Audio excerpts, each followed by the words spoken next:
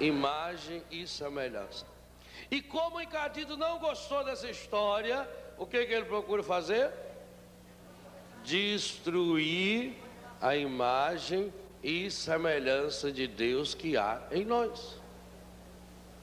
Por isso que o salário do pecado é a feiura. O salário é verdade. Sabe quando é que você se sente feio? Agora os senhores olhem aqui, por favor. Veja o que o pecado tinha feito com esse jovem. Isso aqui era ele. Olha aqui do lado agora, que belezinha que ele está, ó. Ó. Não é verdade? Ele tinha entrado na fila aqui umas 5, 6 vezes. Aí agora, olha.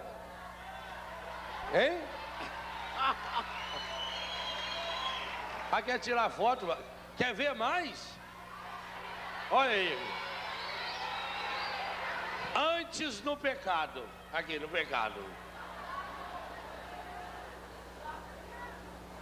E sabe o que é pior? Até no pecado a gente ainda fica meio parecido com Jesus Cristo. Depois do pecado.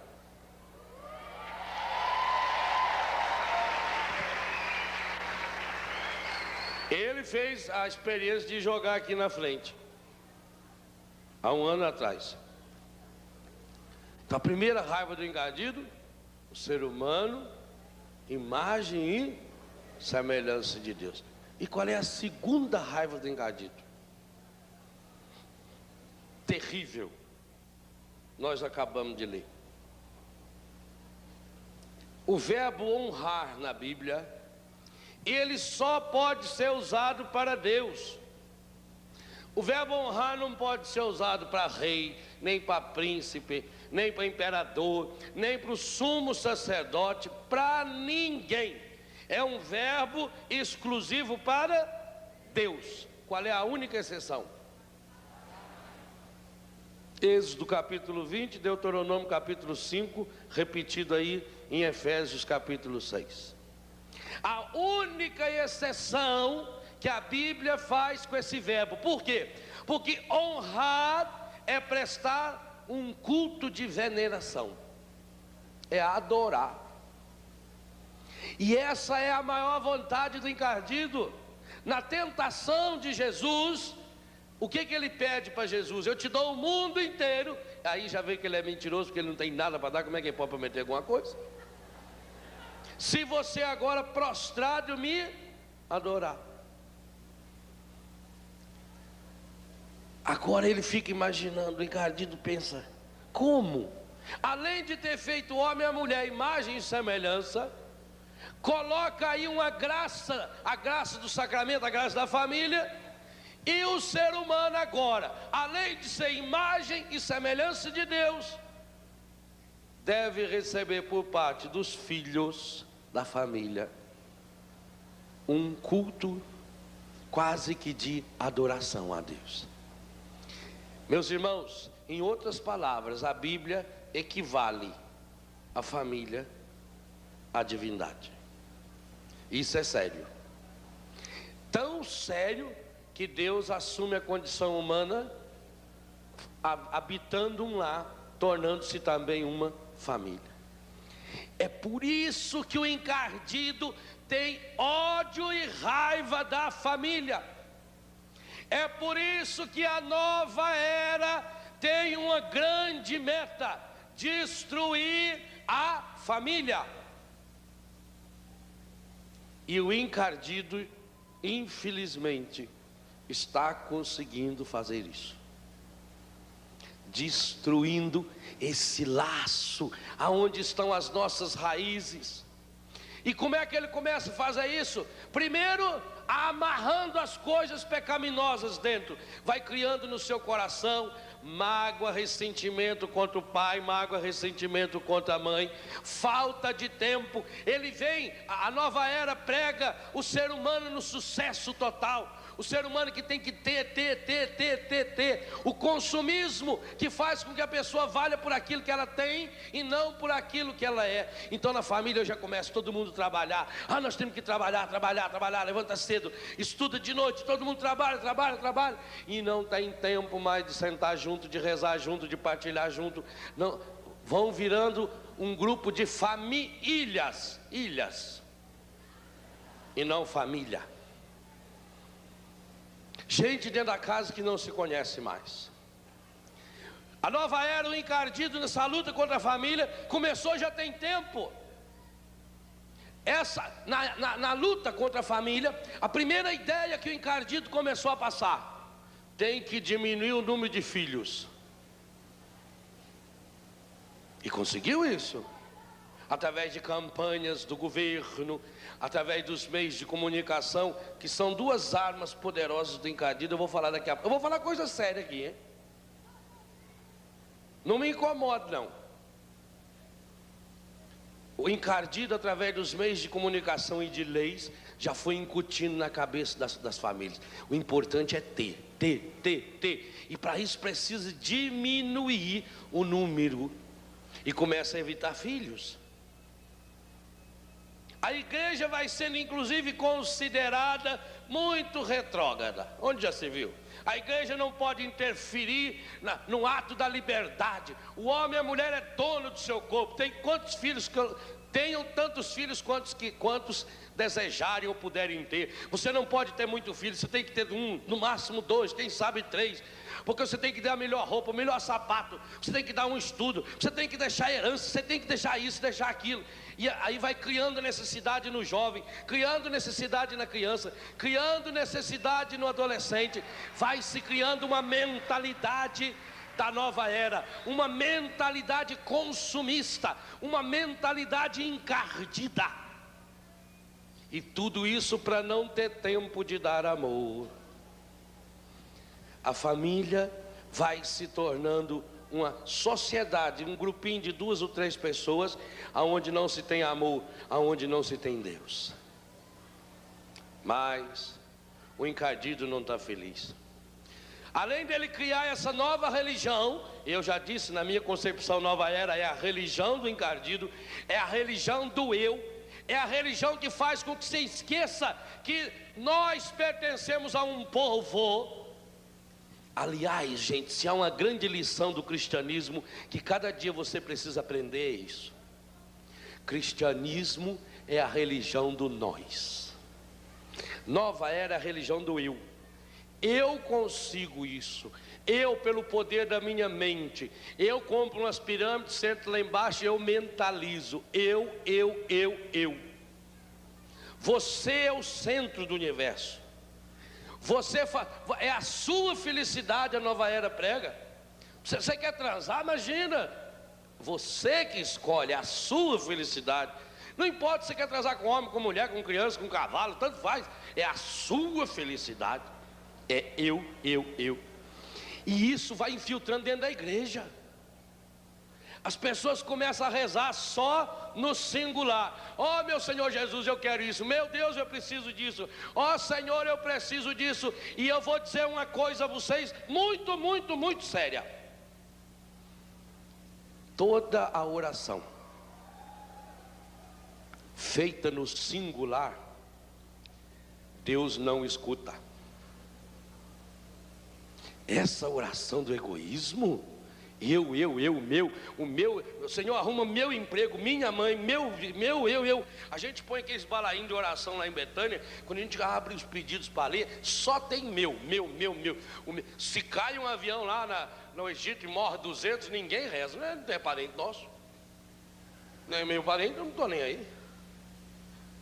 Dá um terremoto lá, morreu mais 200.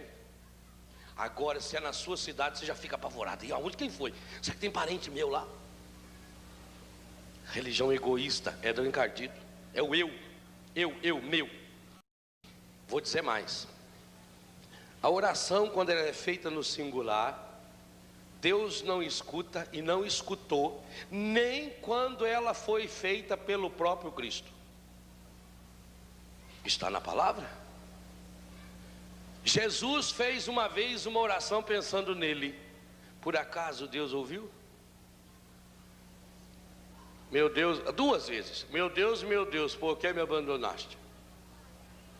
E a segunda, Pai, se possível afasta de mim. Esse Pai afastou? Não. Nem Jesus, quando rezou na primeira pessoa do singular, foi ouvido.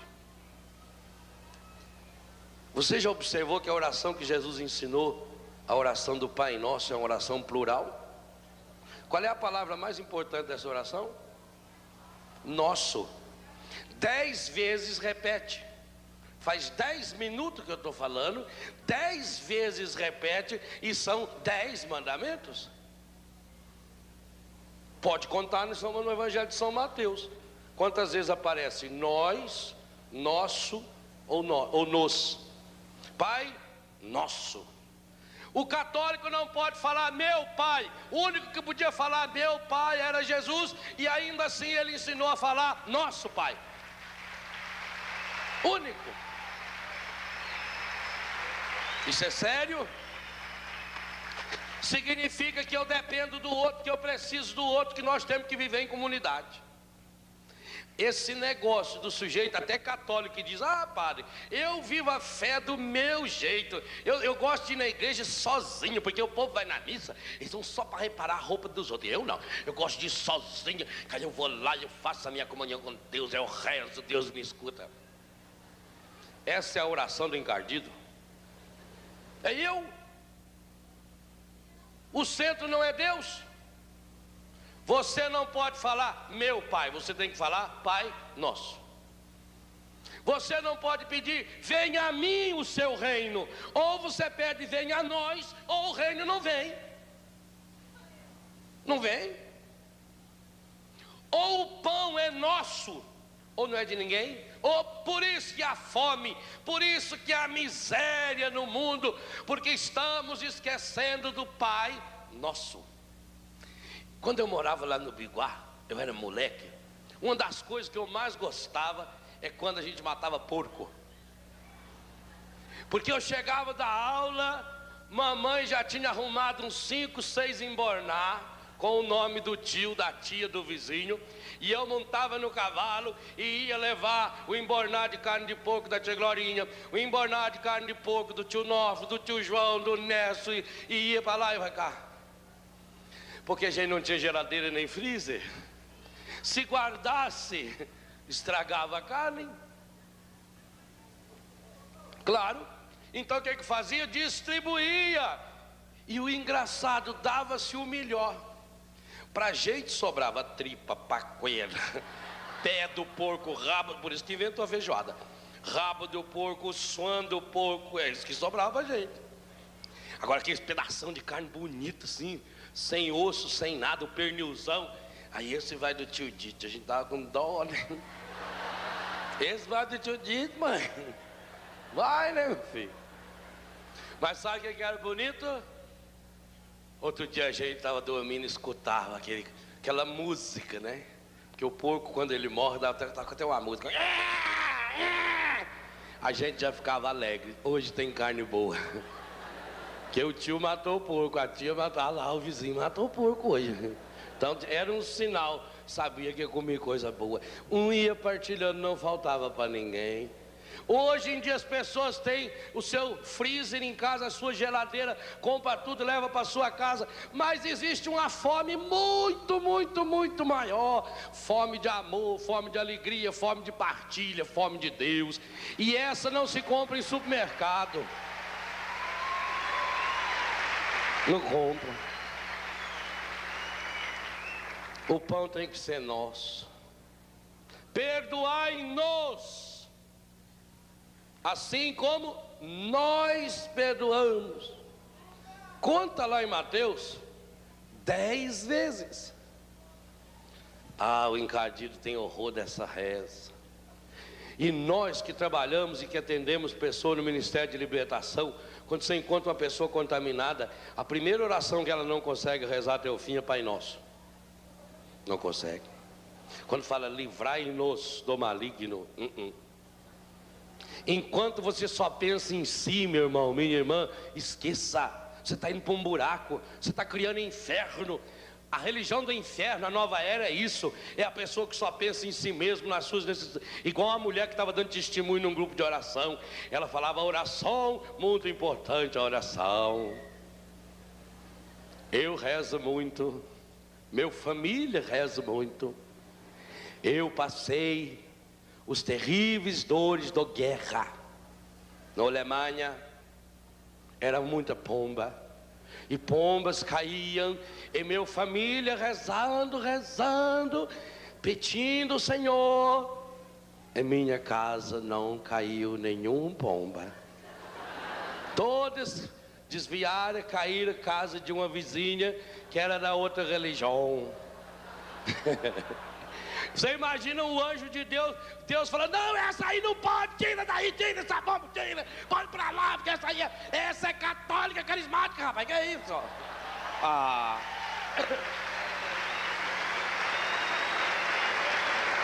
Não é verdade? É um absurdo. Mas é assim que a gente faz nos grupos, cura meu marido, cura minha avó.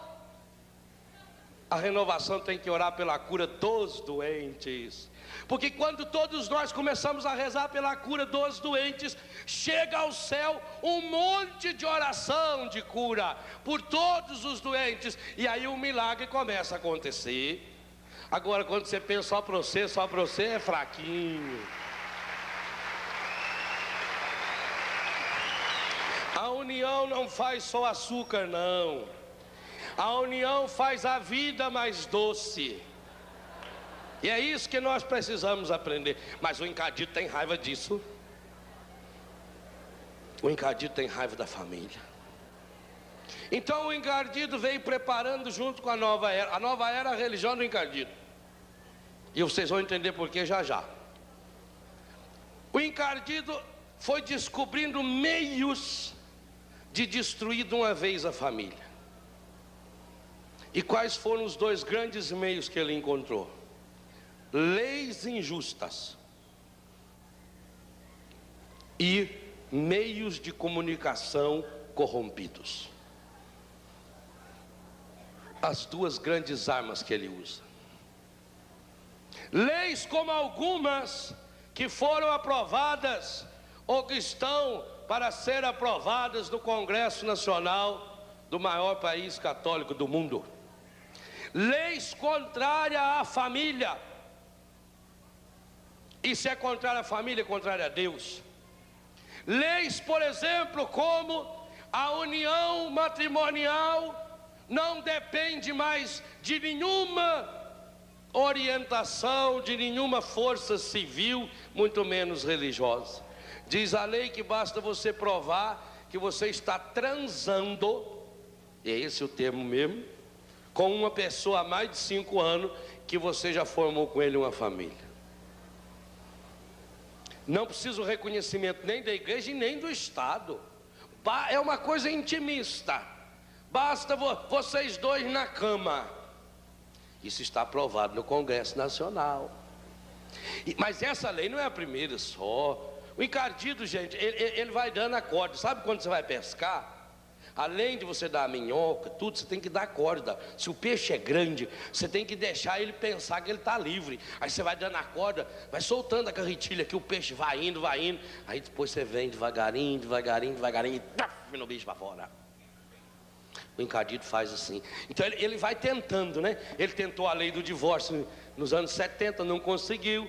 Aí ele pediu uma novela para a Rede Globo, uma novela sobre o divórcio, que a Dina Sfati era o principal personagem. Aí todo mundo passou a torcer pelo divórcio, porque qual é a segunda arma do encardido? Meio de comunicação. A senhora que está lá, a senhora é contra o divórcio, mas a senhora começa a assistir uma novela. E o que acontece na novela? Na novela eles não tratam do problema do divórcio. Na novela eles falam do amor. E aí eles contam a história de um casal lindo e maravilhoso que se conheceu num navio igual o Titanic, como o Padre Jonas lembrou aqui, um navio que não afunda, não é? Projetos que estão... E esse casal então romanticamente, eles se amam, eles se adoram e eles começam uma nova vida, mas o destino encarregou de separá-los. E ele vai e casa com uma moça e ela vai e casa com um rapaz. Mas a senhora não está alegre, a senhora quer ele e ela juntos. A senhora está torcendo para os dois ficar juntos e concomitantemente ao mesmo tempo está torcendo para ela largar do marido, para ele largar da esposa. A senhora está torcendo por 2 divórcios e o encardido está aplaudindo você, porque ele adora ver você torcendo por desquite, ele adora ver crianças pequenininhas torcendo por um divórcio, porque é só na televisão. Meu irmão, minha irmã, assim como eu conheço um monte de gente, e muitos de vocês aqui já foram curados pela televisão, assistindo em casa uma pregação, assistindo em casa um testemunho, assim como ontem já teve gente telefonando, e nesse momento tem gente sendo curada pela TV Canção Nova, nos recantos do Brasil. Tem poder. Esse mesmo poder de cura, infelizmente, o encardido tem de destruir a família. E ele vai destruindo através dessa telinha. Essa mesma que você agora está nos assistindo aqui, esse espetáculo de fé, de alegria, de graça. Daqui a pouco, quem sabe, você vai estar vendo a porcaria de uma novela que só vai contra a família, contra os valores, que só prega futilidade, onde só mostra jovens fúteis, jovens que só sabem fazer é transar, jovens que não tem nenhum objetivo na vida, jovem que só sabe fazer é usar aquelas roupinhas que foi rezada muito bem aqui já no sábado de manhã. A futilidade do jovem, é essa futilidade que vocês são? Não mostra o jovem que luta, o jovem que trabalha, que levanta cedo para trabalhar, que estuda até 10, 11 horas da noite, que às vezes passa o final de semana inteiro estudando para conseguir alguma coisa. Isso não aparece, isso o encardido não mostra esse jovem que entrou para o serviço do Senhor. Não mostra. É uma imagem fútil. É a imagem de uma família fútil. É uma imagem que só prega o alcoolismo. Você vê, todo homem chega em casa na televisão, na novela, ele já vai, ou se é pobre, toma uma cachaça, se é rico, já vai tomar um gole de uísque. Todos eles, a primeira coisa que faz é tomar. Não tem uma conversa que não tem que estar tomando. Não é assim? Por acaso mostra numa novela uma família que reza? Não mostra. Imagina, para quê? O encardido vai querer mostrar isso? Mas é a destruição, além daqueles palavrões que eu já falei, é a destruição. E o encardido está feliz. O encardido fica feliz porque ele tem músicas, ele tem esses grupos onde as moças parecem tudo pelada, tudo com a bunda de fora. E não é verdade? E a gente vê mãe que se diz católica comprando a máscara da tiazinha para festinha de aniversário. Isso tem espírito de prostituição. E eu vou dizer uma coisa: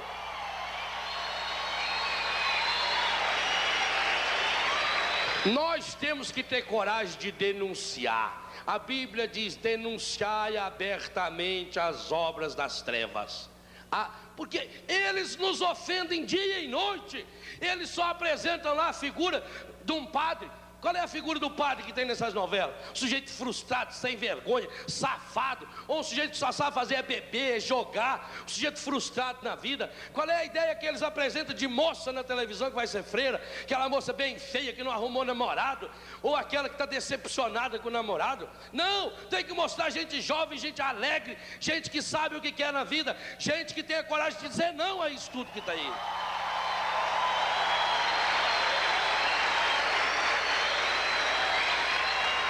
Gente, o encardido é terrível. Eu falo da raiva que eu tenho dele. Pega um sábado de tarde e liga a televisão, programas da televisão, onde eles levam as crianças pequenininhas. Eu não posso imaginar que uma mãe em sã consciência faz uma roupinha para a menininha de 3, 4 anos, já mostrando a bundinha da menina, a barriga de fora já. Tá certo, gente? Quem que vai ter maldade de olhar para uma criança de 4, 5 anos, só se for um retardado, um tarado mesmo? Mas vai acostumando, vai identificando, e eu não posso me conformar. Eu não posso me conformar de ver de festinha de aniversário, como eu já vi de 3 meninas de 7, 8 anos de idade, que cada uma foi lá, pegou uma garrafinha e fez a dança da garrafa, e o pai e a mãe achando a beleza. Ai, que belezinha dançando. Isso aí é estupro sexual usando um objeto, gente. Isso é um disparate, uma vergonha.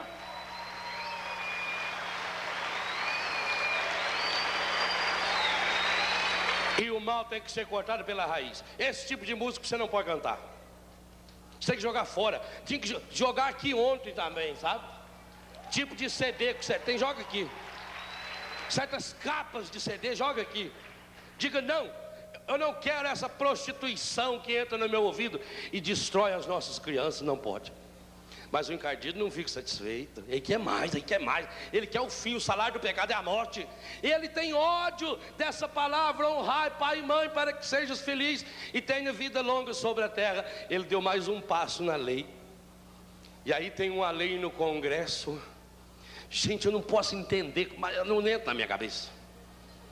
Que uma deputada aí, não vou nem falar o nome dela, que é propaganda e ela não merece. E nem o partido dela bem que não merece. Que apresentou o projeto de lei casamento dos homossexuais. Está no Congresso do Brasil. Olha, gente, nós convivemos com homossexuais. Nós temos lá em Betânia um menino que foi travesti. E eu vou trazer ele na tenda em breve. Porque ele luta, ele está num testemunho lindo. Ele não foi para lá só para vencer a droga, não. Ele foi para lá para vencer o espírito de homossexualismo. Que nem aquele menino que ontem mandou o papel e queimou. E pode ter certeza que Deus escutou a sua oração, meu irmão. Pode confiar nisso, você não vai ter mais esse espírito medonho em você, não. Então nós sabemos a luta. Esse menino luta. É um menino maravilhoso. Maravilhoso, mora lá em Foz. Eu vou trazer ele na tenda, vocês vão ver esse testemunho. Vai ter um testemunho muito lindo, porque era de um travesti que vivia na rua, que vivia prostituição na rua e que está lá firme, com tentação sim, mas lutando porque ele não quer. Nós sabemos que quem tem essa doença, ou seja lá o que for, né, esse problema ou essa escolha que seja, nós sabemos disso, que são pessoas que sofrem. Nós padres sabemos, porque eles vêm nos procurar, e quantas vezes até a gente conhece a pessoa na rua, ela parece uma pessoa muito bem resolvida, trabalha em televisão, trabalha em rádio, trabalha em jornal, né, colunista, isso, aquilo, artista. E quando vem falar com a gente, eles abrem o coração e dizem: padre, quando eu estou sozinho, padre, eu tenho nojo de mim, padre, eu tenho raiva de mim, pelo amor de Deus, padre, ora por mim, padre, eu não queria ter esse espírito medonho dentro de mim, padre. Quantas e quantas vezes eu já atendi rapazes, eu já atendi moças que vêm pelo amor de Deus, padre, tira esse espírito dentro de mim, porque eu tenho atração por mulher. A gente sabe quanto é terrível isso, e a gente não condena a pessoa, não, a gente ama essa pessoa, a gente abraça. Em Betânia mesmo a gente não faz essa pergunta para ninguém. Não interessa se é homossexual, se não é. Agora daí havia uma lei para defender casamento de homem com homem, mulher com mulher. Isso é palhaçada.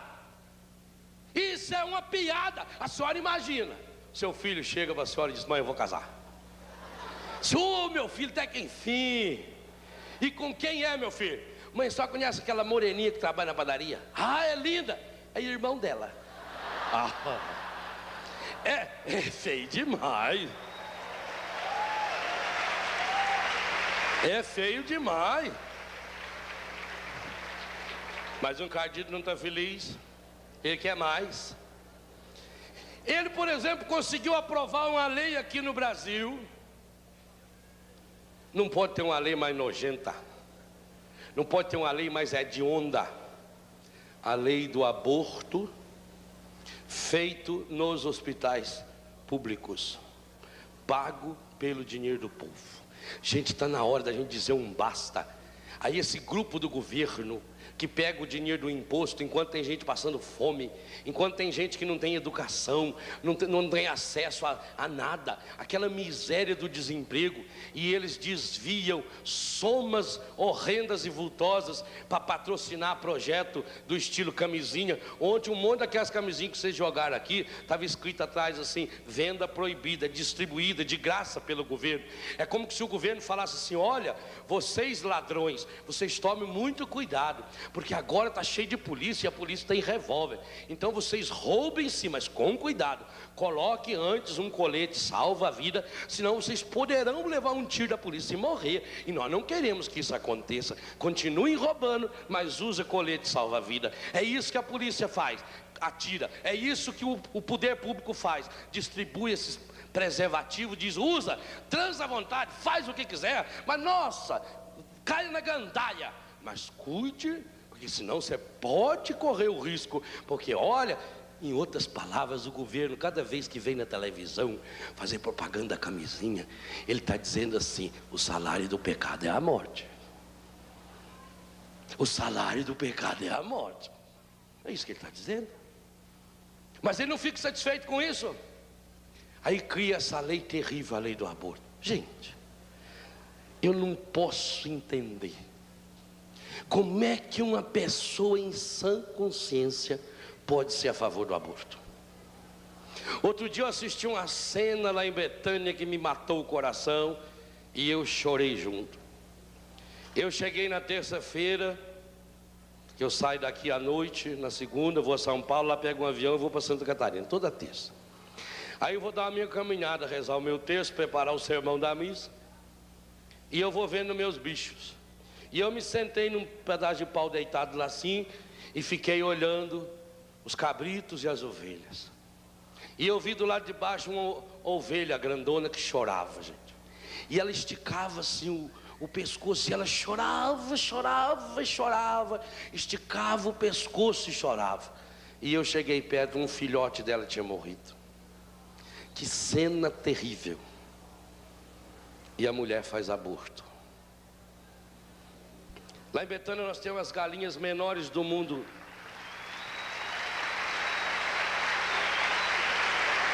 Uma galinha daquela, quando tem um pintinho, você chega perto do viveiro, ela avança em você para defender. Galinha defende pintinho. A mulher faz aborto. Imagem e semelhança de Deus. Não tem crime mais hediondo. É a vitória do encardido. Porque o ser humano, com esse pecado, ele destrói tudo. A imagem e semelhança de Deus, porque o homem mata. Destrói o honrar pai e mãe, porque encontra um pai e uma mãe que não honra seu filho. É o pecado máximo, a vitória máxima do encardido. É a demonstração do poder dele. Uma vaca, quando ela perde o bezerro, ela para de dar leite. Lá no Biguá, lá em casa, quando uma vaca tinha o bezerro e morria o bezerro, ela parava de dar leite. E aí a gente precisava daquele leite para vender, porque era o único dinheirinho que tinha.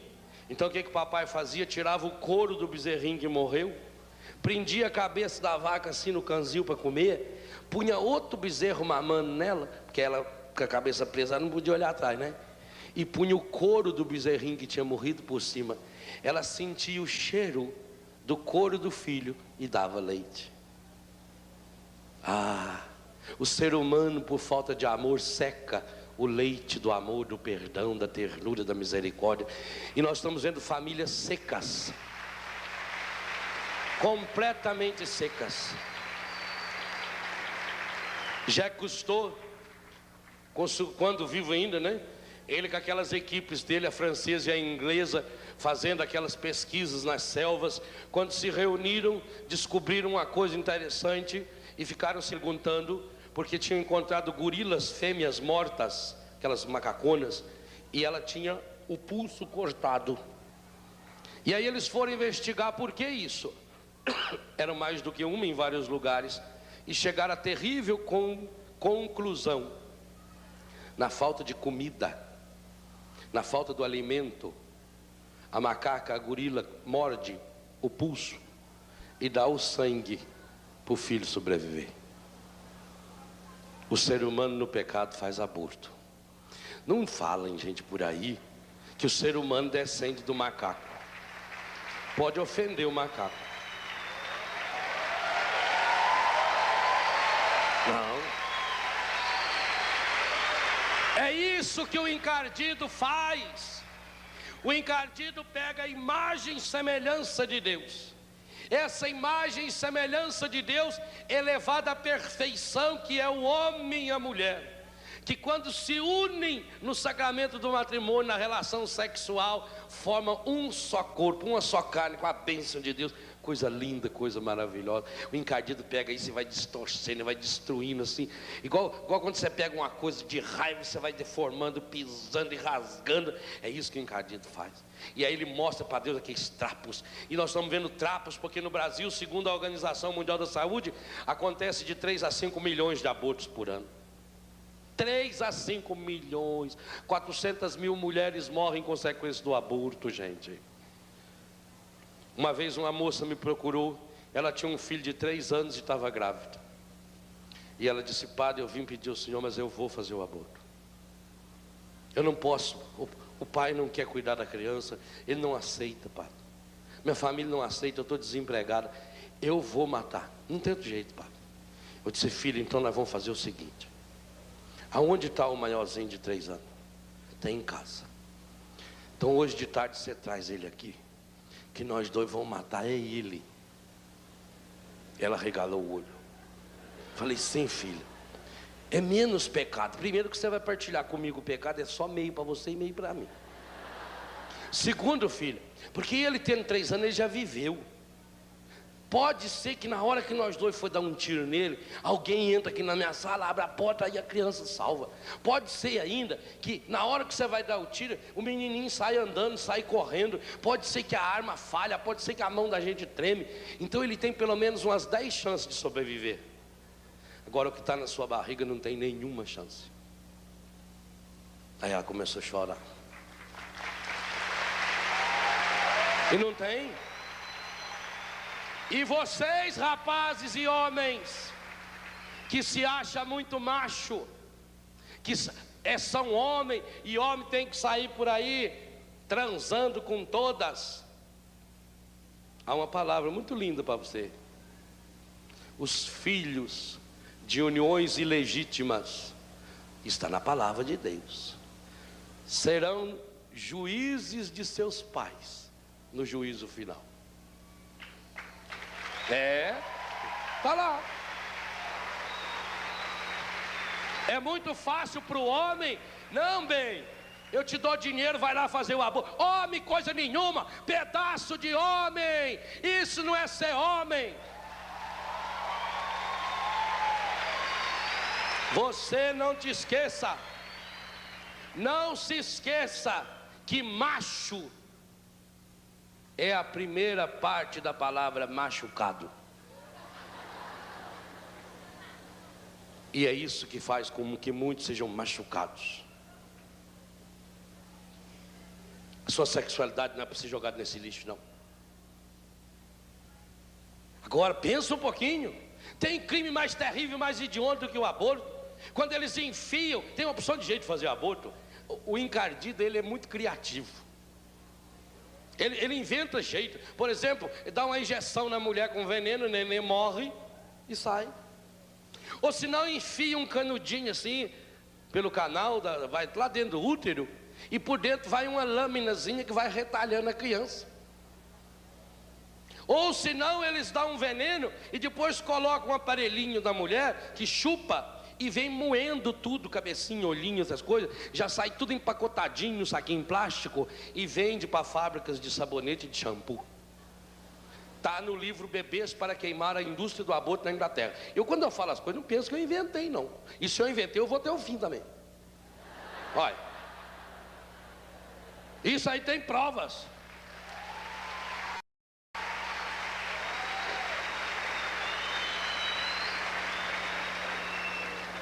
O ser humano pelo aborto, e que pena que quantos e quantos jovens hoje são tudo a favor do aborto. Não, porque a mulher é dona do seu corpo, porque é melhor a criança não nascer do que vir ao mundo mais um para passar fome. Por que não pensou isso na hora de fazer o serviço?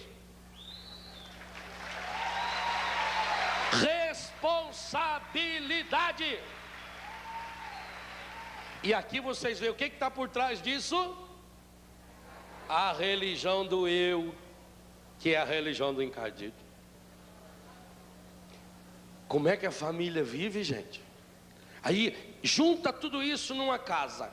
Família não reza, não tem Deus. Eu já disse que eu desafio uma família que rezasse o terço uma vez por dia. Eu desafio o casal. Mas eu desafio, eu quero ver um casal que reza o terço, só o terço, todos os dias.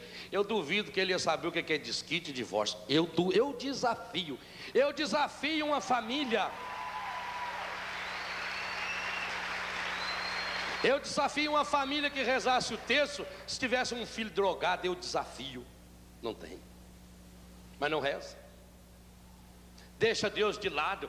Nós damos para Deus o pior da nossa vida, o pior. Basta ver na hora da coleta, dá esmola para Deus. Nosso Deus, o Deus de muitos, é mendigo. Para mendigo a gente dá esmola. A gente guarda aquela moedinha assim, deixa no console do carro, porque aquele molequinho que vem lá, joga uma água no vidro, a gente dá lá 20 centavos, 50 centavos. Isso é a coleta da missa de muita gente. É uma vergonha.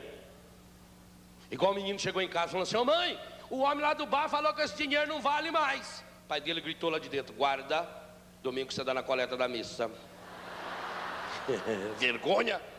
Então nós deixamos Deus de lado, a família deixou Deus de lado. Não há lugar para a oração, não há lugar para os valores de Deus. A televisão, com a sua programação medonha, terrível, contaminada, encardida, ocupa o centro de muita família. Por isso a discórdia, briga, divórcio, calúnia, mágoa, ressentimento, pais e filhos que não se abraçam.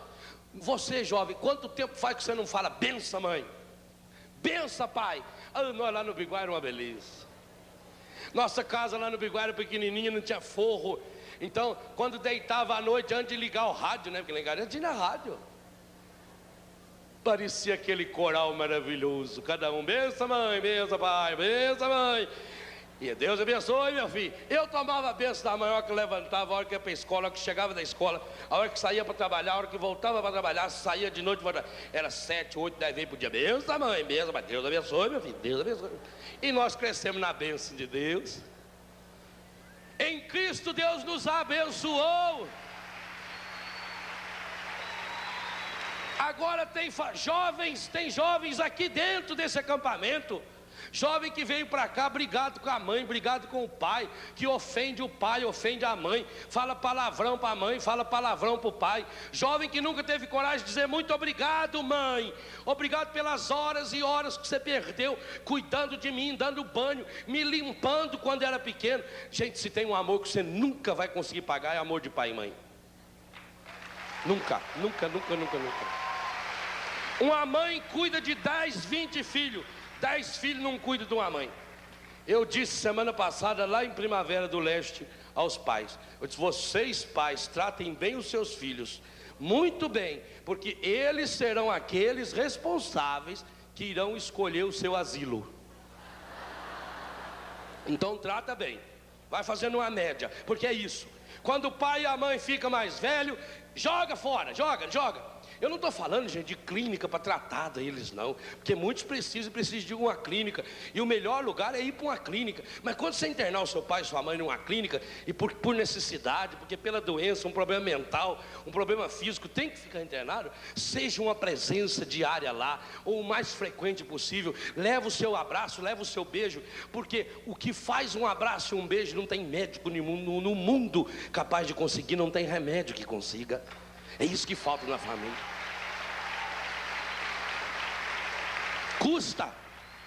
Custa chegar e dar um abraço e um beijo, dizer: mãe, eu te amo, pai, eu te amo. Às vezes a gente vai em show, ou vê show na televisão, parece aqueles artistas, e os jovens ficam gritando lá: Xuxa, eu te amo, Roberto, eu te amo, Léo, eu te amo. e não tem coragem de falar: mãe, eu amo você. Pai, eu amo você, pai. E não tem coragem de falar para o irmão: eu te amo. Gente, Betânia me ensinou muito. Em Betânia, e eu tenho 2 filhos aqui. Um que já está fora de Betânia há muito tempo, que eu vi agora há pouco, China. Um jovem que estava destruído pelo álcool e que hoje é um honrado homem de trabalho, um pedreiro de mão cheia, e vai casar em janeiro. E o outro que eu vi ali está de folga. Tem lá aquele Cristo de Betânia no peito, Luiz. Vi agora há pouco, durante a pregação, eu vi esses filhos aqui. Betânia me ensina uma coisa: abraçar e beijar. Eu hoje, depois de velho, já de cabelo branco, hoje eu chego no meu pai, eu abraço, eu beijo meu pai. Eu beijo meus irmãos, coisas que eu não fazia, eu não aprendi a fazer. Eu beijo meus irmãos. Eu beijo os meninos que tocam comigo aqui na tenda. Eu beijo o Padre João. Hoje eu virei um beijoqueiro de mão cheia. Eu estou cumprindo a palavra que diz: saudai-vos com o ósculo santo. Está lá. Família que não se beija, que não se abraça. Quando isso não acontece, aí só vem o defeito um do outro. Só vê defeito. O encardido já ele não tem aquela lente que eu falei.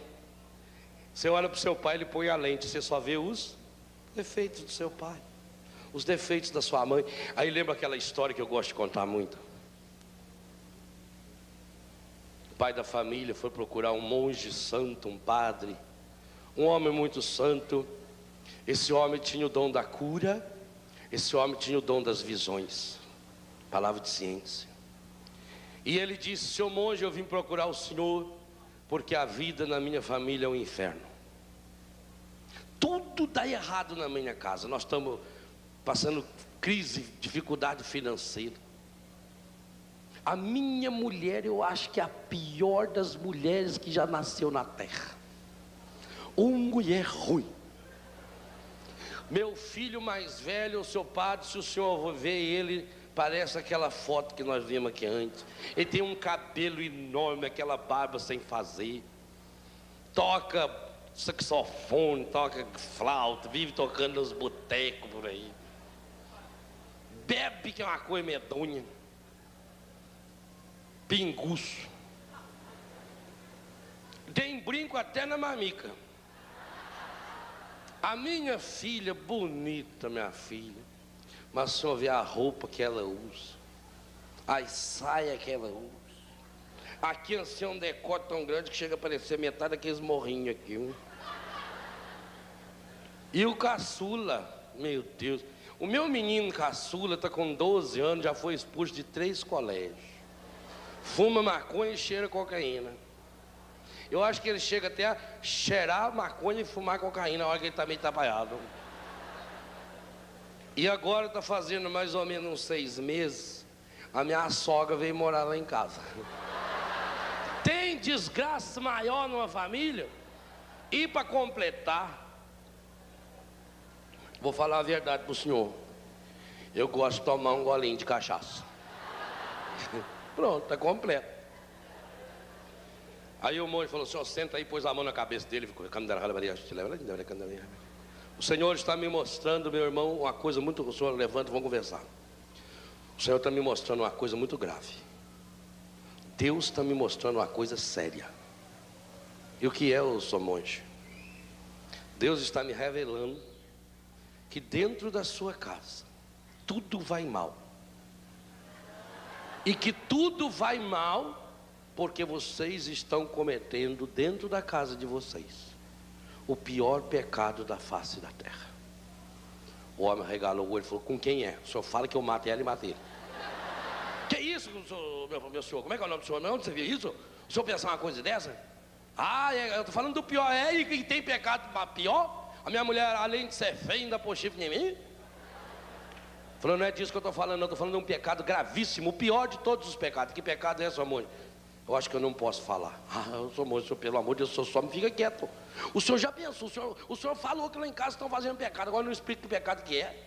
Que pecado que é? Isso é grave demais. Mas pelo amor de Deus, amor, fala logo, o senhor já está me dizendo nervoso.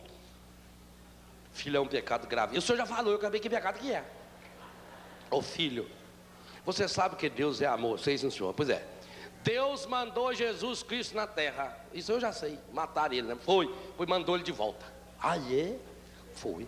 Não estou sabendo não, é por isso. Porque inclusive Jesus Cristo teve que vir disfarçado. E ele veio disfarçado em um dos membros da sua família.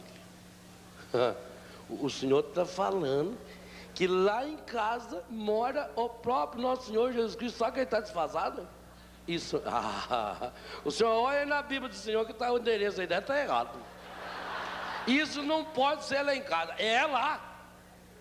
Falou, moço, o senhor tem razão, o senhor não quer rezar mais um pouco, aí, essas coisas, o senhor tem que ter certeza mesmo, falar, ué. Esse negócio é muito sério, o senhor está falando, o que é? É, meu filho. Um de vocês, e como vocês não descobrem quem é o Cristo, vocês ficam tratando mal um ao outro. E como vocês estão se tratando muito mal, vocês estão ofendendo dentro de casa o próprio Cristo. Falou, sério mesmo? É. Ah, mas eu vou resolver isso, não tem problema não. Chegou em casa, passou no bar e tomou umas 3 cachaças. Não, mas ele gostava tanto de cachaça, que quando ele ia beber um gole de cachaça, ele sempre tapava o nariz. Aí falou, mas o homem do bar ficava sempre pensando, por que será que ele tapa o nariz? Se ele gosta tanto. Aí um dia perguntou para ele. Ele falou, mas é que eu gosto tanto de cachaça, que quando eu sinto o cheiro já me dá água na boca.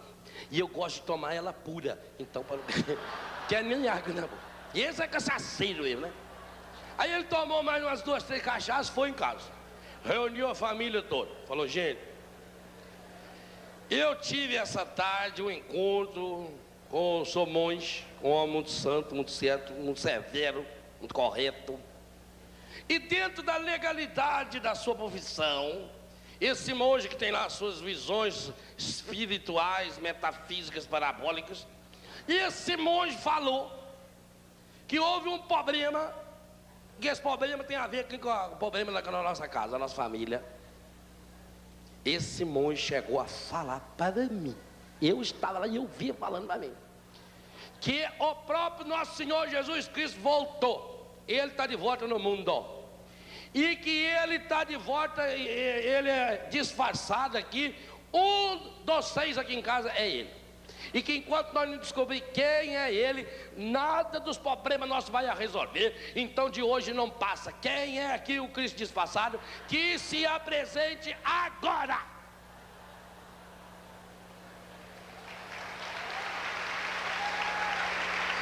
Não se apresentou. Quem é? Ele saiu, foi no monge e falou, sua monge, não é lá em casa não. Eu fiz uma consulta lá, uma pesquisa assim, meio superficial, mas não é lá não. É lá. Ele tomou umas cachaças e foi embora. Dia seguinte ele estava são, reuniu a família cedo. Falou, gente, o assunto é sério. Um monge faz isso, não é coisa da minha cabeça não.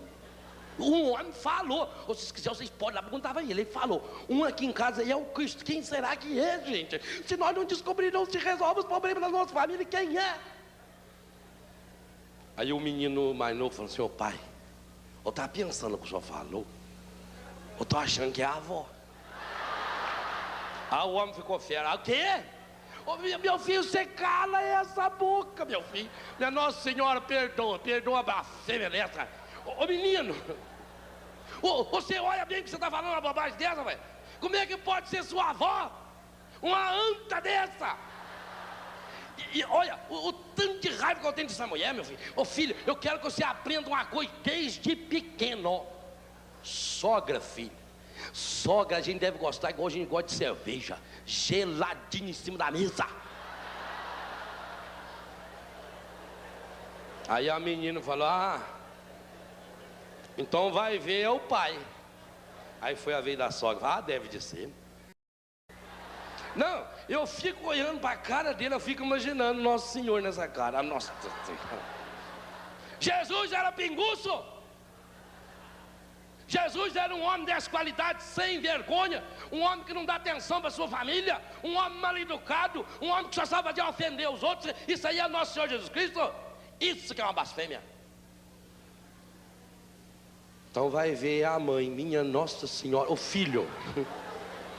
Você pensa bem se no mundo, por acaso a cruz de Nosso Senhor era feito de cabo de aço? Como é que vai achar uma cruz que aguenta uma baleia que nem sua mãe, rapaz? Só se a cruz foi de ferro. Olha, sua mãe só sabe fazer reclamar e comer, comer, reclamar, reclamar e comer. Meu filho, nosso Senhor Jesus Cristo curava todas as doenças. Sua mãe, ela tem tudo quanto é doença. Não é sua mãe. Então vai ver. É o filho mais velho, o Antônio. Vai ver o Antônio, com aquele cabelinho bonito dele, aqui a barra. Deve de ser, filho. Inclusive, você olha bem na cruz, o Cristo crucificado deve parecer aquele brinco pendurado na mamica. Isso é uma ofensa a Deus, vocês falar um negócio desse, cara. Olha para a cara dele, um rapaz de pinguço puxou o pai que só sabe beber. Agora fica com esses negócios pintados, esses desenhos, tem desenho até de caveira na barriga dele, velho. Onde você viu isso? Só sabe fazer é tocar baile a noite inteira. Então vai ver que a menina, deve ser, deve, Nossa Senhora vai ser. Gente, tem vassoura maior do que a sua irmã? A roupa dela pode até ser semelhante à roupa que o Cristo estava na cruz. Só a única semelhança. Vocês estão ofendendo a Deus com esse negócio. Então é o Juninho. Deve ser o Juninho. Deve ser ele mesmo. Porque inclusive Jesus, com 12 anos, vivia discutindo com os doutores. Essa pequena anta em forma de gente, que só sabe fazer cheirar maconha, comer cocaína e beber cachaça. Já foi expulso de 3 colégios. Deve ser o Cristo, deve ser. Vamos acabar com essa história aqui. Eu vou lá conversar com o monge. Sou monge. Nós fizemos uma averiguação completa lá em casa. Levantamos todas as informações possíveis e impossíveis, dados cadastrais, e chegamos à conclusão: não é lá em casa. O monge falou: é lá. Ai, meu Deus. Aí voltou falando assim: olha, filho, o monge é cabeça dura mesmo. E ele falou que é aqui em casa. Aí o menino falou assim: ô pai, e eu estava pensando, pai, e se for a avó, pai? Falou: filho, eu não quero nem pensar nisso, filho, porque se eu chegar no céu, eu descobri que a minha sogra é o próprio nosso Senhor Jesus Cristo, eu não tinha ouvido, filho. Filho, o tanto de raiva que eu tenho dessa velha, filho. É, pai, mas se for ela, nós temos que tratar melhor ela, pai. Fazer o que, né? O sacrifício da vida eterna. Você não viu o Padre Jones falar que no começo é uma alegria e depois veio os problemas? As provações, né? Vamos, o Cristo morreu por nós. Que custa eu amar minha sogra? No dia seguinte ele levantou cedo, pegou uma bandeja, pôs um pouco de manteiga, uma xícara de café com leite. Ela estava deitada com aquele camisolão, tendo o pianço na cabeça.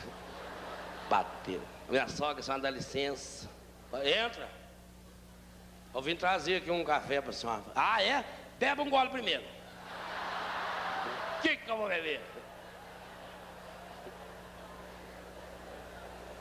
Aí ele bebeu um gole, ela também.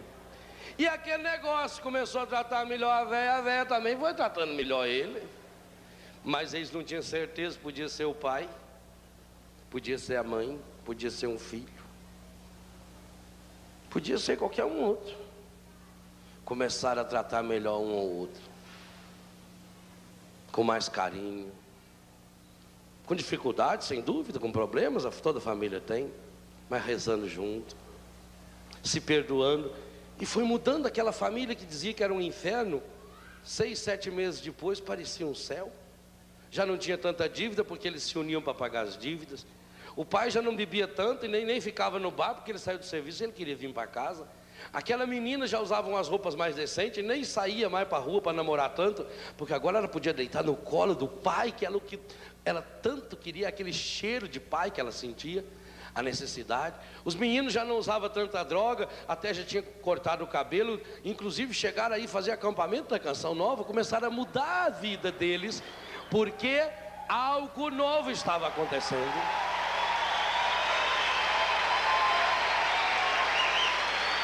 E que alegria para aquele monge, quando tanto tempo depois ele viu, na missa das 10 horas da manhã, no seu mosteiro, na terceira fila de banco à esquerda da igreja, o pai, a mãe, o filho, o mais novo, a menina e a avó. E ele ficou emocionado demais. Quando terminou a missa, ele chamou eles na sacristia, deu um abraço apertado em cada um e disse: que bom vocês descobriram o segredo, porque na hora em que vocês começaram a tentar descobrir quem era o Cristo, na hora que vocês tentaram a enxergar o outro com os olhos do Cristo, vocês passaram a descobrir o Cristo que existe no outro e em cada um de vocês. Esse é o segredo. E não tem outro. Não tenha medo de abraçar e de dar um abraço, um beijo no seu pai, na sua mãe. Imagine ele aí do seu lado. Talvez ele seja essa pessoa que está aí. Dá um abraço e um beijo, diz: eu amo você, e pede a bênção.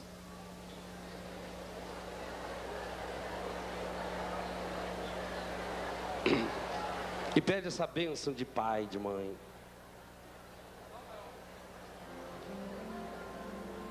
Das muitas coisas do meu tempo de criança, guardo vivo na lembrança o aconchego do meu lar. No fim da tarde, quando tudo se aquietava, a família se ajuntava lá no alpendre a conversar. Meus pais não tinham nem escola, nem dinheiro. Todo dia, o ano inteiro, trabalhavam sem parar. Faltava tudo, mas a gente nem ligava. O importante não faltava: seu sorriso e o seu olhar. Abraça quem está do seu lado. Oh, oh, oh, oh, oh. Cadê o coral aí? Oh, oh, oh, oh. Eu quero ouvir você assim. Oh, oh, oh,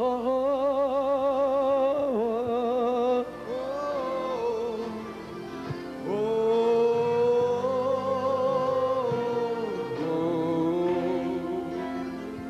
Eu tantas vezes vi meu pai chegar cansado, mas aquilo era sagrado.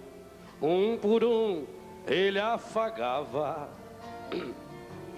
e perguntava quem fizera estripulia.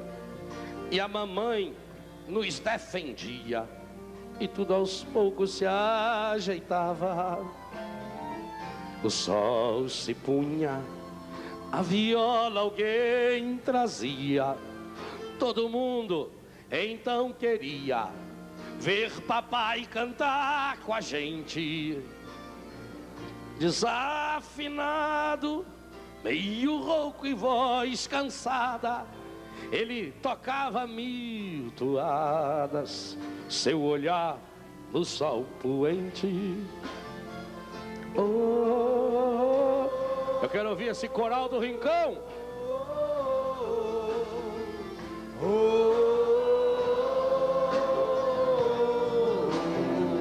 Fica em pé abraçando e cantando. Oh, oh, oh, oh, oh, oh. Que bonito! Você que está lá fora também. Benção, mãe. Correu o tempo e hoje eu vejo a maravilha de se ter uma família quando tantos não a têm. Agora falam do desquite ou do divórcio. O amor virou consórcio, compromisso de ninguém. Há tantos filhos que bem mais do que um palácio gostariam de um abraço e do carinho entre seus pais. Se os pais se amassem, o divórcio não viria. Chama isso de utopia. Pode ser diferente, pode não?